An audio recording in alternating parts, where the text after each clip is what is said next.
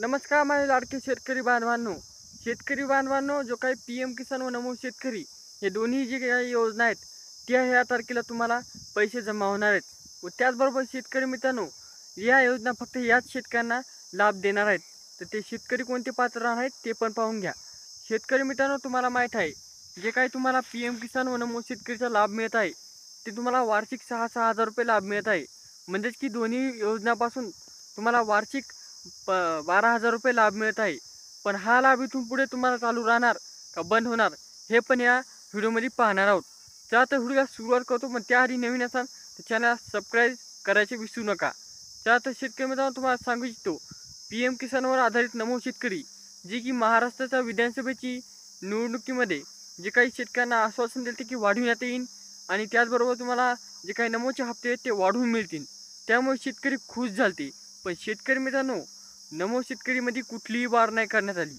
कारण की शेतकरी मित्रांनो, जे काही आर्थिक बजेट होतं ते समजा लाडक्या बहिणीनं खाऊन घेतलं.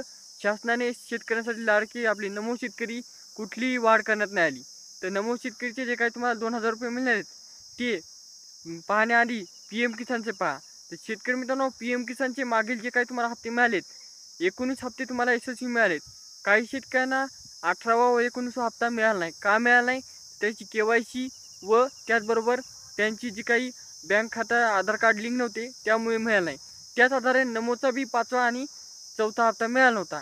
त्यामुळे शेतकरी म्हणजे की खूप अडचण होते. शेतकरी परेशान होत होते. त्याचबरोबर शेतकरी मित्रांनो, तिसरी सगळ्यात मोठी प्रॉब्लेम म्हणजे की लँडची प्रॉब्लेम. तर शेतकरी मित्रांनो, लँडची प्रॉब्लेम बी कशी दुरुस्त करायची सांगणार आहे. पण त्याआधी तुम्ही तुमची आधार कार्डची KYC करून घ्या. त्यानंतर तुमचे बँक पासबुकला आधार कार्ड लिंक करून ठेवा. जेणेकरून ज्या बँक खात्याचे आधार कार्ड रिम्यूव्ह करा आले ते रिम्यूव्ह करून घ्या, जेणेकरून तुमच्या त्या बँक खात्यामध्ये पैसे येतील.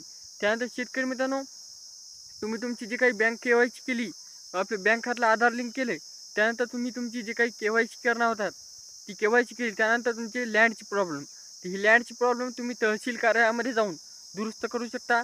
आणि तुमचे जे काही मागील थकीत हप्ते आहेत ते पण तुम्हाला या 20व्या हप्त्यासंग मिळू शकतात. आणि नमोची पण 7व्या हप्त्यासंग मिळू शकतात, जर तुम्ही हे कामं दुरुस्त केली तर. त्यानंतर सगळ्यात महत्त्वाचा टप्पा म्हणजे की तुमची नवीन एक ID काढायची होती, ती म्हणजे की फार्मा ID.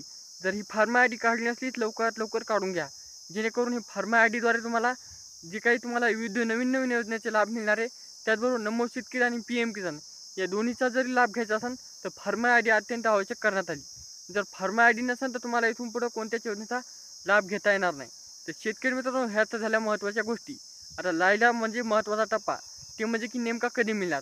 तर शेतकरी मित्रांनो, 30 मे नंतर म्हणजे की 30 मे 2025 रोजी तुमचा जे काही PM किसानचा 19वा हप्ता मिळून 4 महिने कंप्लीट होणार आहेत. तर 30 मे नंतर तुम्हाला PM किसानचे 2,000 रुपये कधी पण मिळू शकतात.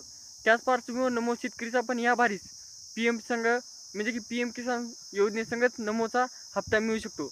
म्हणजे दोन्ही बी 2,000 रुपये, 4,000 रुपये तुम्हाला येत्या जून महिन्यामध्ये जमा होणार आहेत. तर शेतकरी मित्रांनो, ही बातमी कशी वाटली?